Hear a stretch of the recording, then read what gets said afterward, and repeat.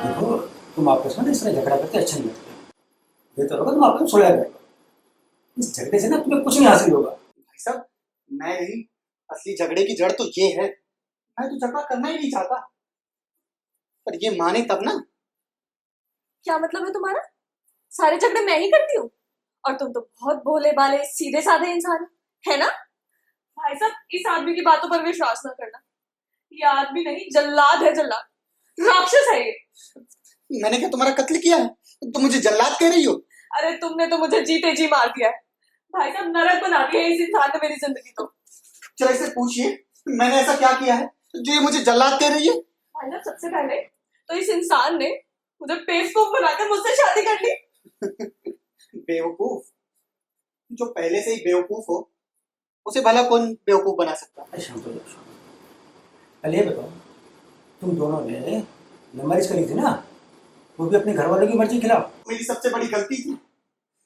काश काश मैं अपने घर वालों की बात मान लेता, तो आज ये दिन ना देखना पड़ता। तुम ही आए थे मेरे पीछे पीछे। जरूरत क्या थी मेरे पीछे पड़ने की?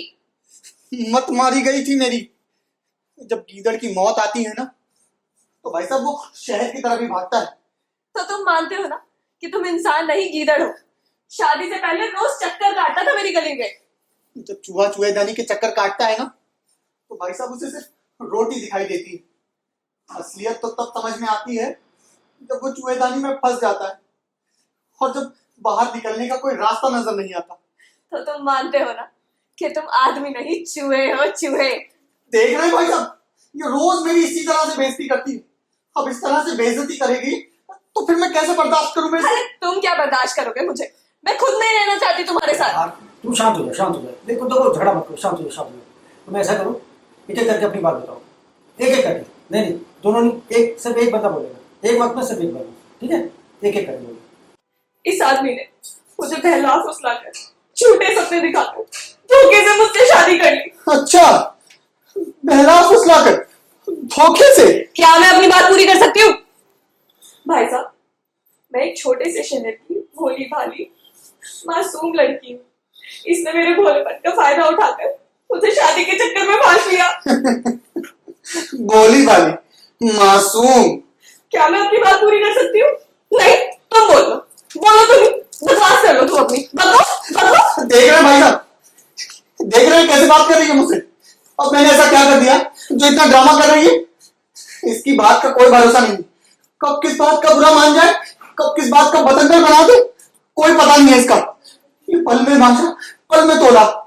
कभी कभी तो इतनी खुश होती है कि बॉलीवुड के गाने गाती है, दिन दिन भर खुश रहती है। और कभी कभी तो ये दिन भर किट किट किट किट पिट पिट पिट पिट पूरा दिन दिमाग खराब करती रहती है। बार बार तो काटने को दौड़ती है। भाई साहब, इसका कुछ भी पता नहीं है कि कब गिरगिट की तरह रंग बदल ले। ये एक नंबर की झगड़ालू औरत है। कब झगड़ा शुरू कर दे कुछ भी पता नहीं है।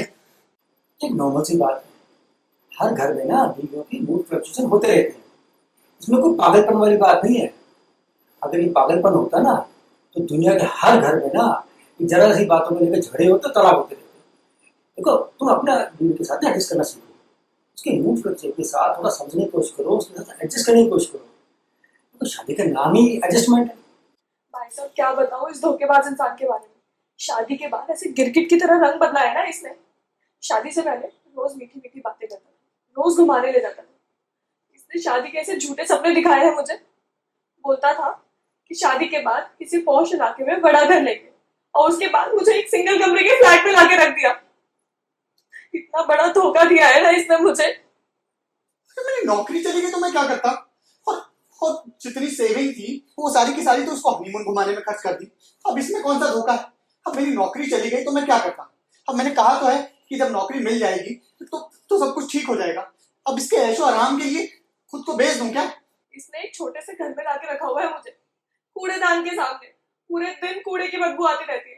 खिड़की खोलते ही गली के आवारा कुत्ते घूमते हुए नजर आते हैं भाई साहब। मैं क्या अच्छी लोकेशन में रहना नहीं चाहता, लेकिन क्या करूं? कोरोना की वजह से 2 साल से सैलरी आधी कट के मिलती है। आधी सैलरी में इसके नखरे कैसे पूरे करूं? कम से कम प्यार से बात तो कर सकते हो। न जाने कितने साल हो गए तुम्हारी मीठी प्यारी बातें सुने। अब तो बस वही जली कटी बातें सुनने को मिलती है। क्या ये शुरू से ही ऐसा था? नहीं, ये शुरू के सालों में ठीक था। मुझे घुमाने लेके जाता था, हम लोग कभी कभी रेस्टोरेंट भी जाते थे, कश्मीर भी घुमाने ले गया था मुझे। पर फिर इसने अपने असली रंग दिखाने शुरू किए। इसका प्यार मुझ पर खत्म हो गया और वो मीठी प्यारी बातें न जाने कहाँ गुम हो गई। अब मैं इसको प्यार और वो खुशी देने के लिए क्या करूं? बॉलीवुड का हीरो बन जाऊं क्या? सड़कों पे नाचने का भी लगूं? अरे तुम क्या फिल्मी हीरो की तरह नाचोगे? तो क्या शादी से पहले मैं कोई फिल्मी हीरो की तरह था क्या? नहीं, तब भी तुम ऐसे ही थे। ना कोई शक्ल, ना कोई अकल, ना कोई सेंस ऑफ ह्यूमर। तो कपिल शर्मा से शादी करती ना, किसी कॉमेडियन से शादी करती, मुझसे शादी क्यों की? मैं कोई कॉमेडियन हूं क्या कि अब कॉमेडी करने लग जाऊं?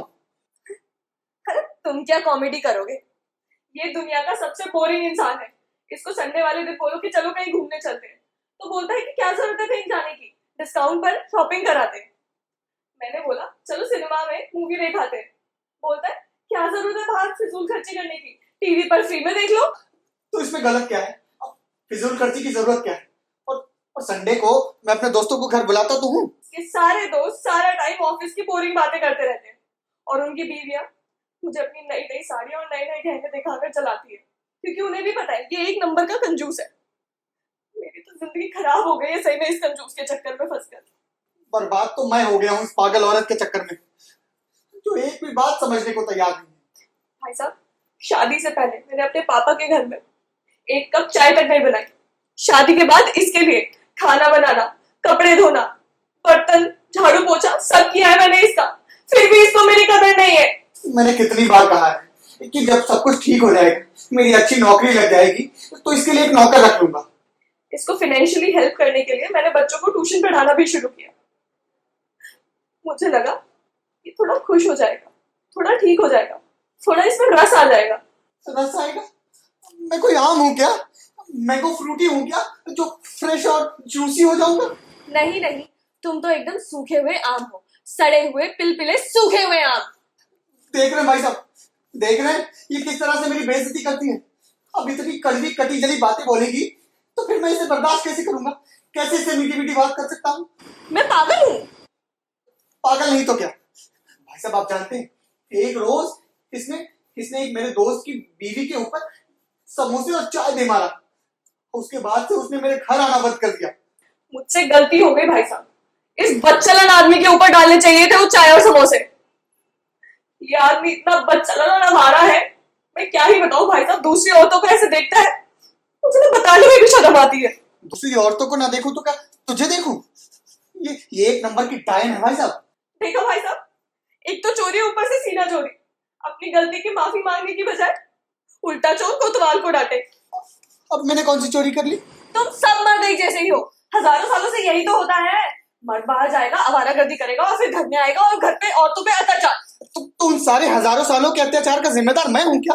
उन सब का बदला मुझसे लेगी? हाँ, तुमसे ही लूंगी सबका बदला। तो यार कहीं की भाई साहब मुझे मेरी बीवी से बचा लीजिए, कुछ भी करके मुझे तलाक दिलवा दीजिए, वरना मैं सही बता रहा हूँ मैं कुछ कर बैठूंगा। तुमने मुझे डायन कहा? और नहीं तो क्या, तू डायन है, चुड़ैल है। तूने मेरा खून पी रखा है। अभी तक तो नहीं पिया तुम्हारा खून, अब पीऊंगी तुम्हारा खून। तू क्या मेरा खून पिएगी? मैं तेरा खून कर दूंगा, भले मुझे फांसी क्यों ना हो जाए। छोड़ूंगा नहीं तुझे, छोड़ूंगा नहीं तुझे, मैं बचा लूंगा।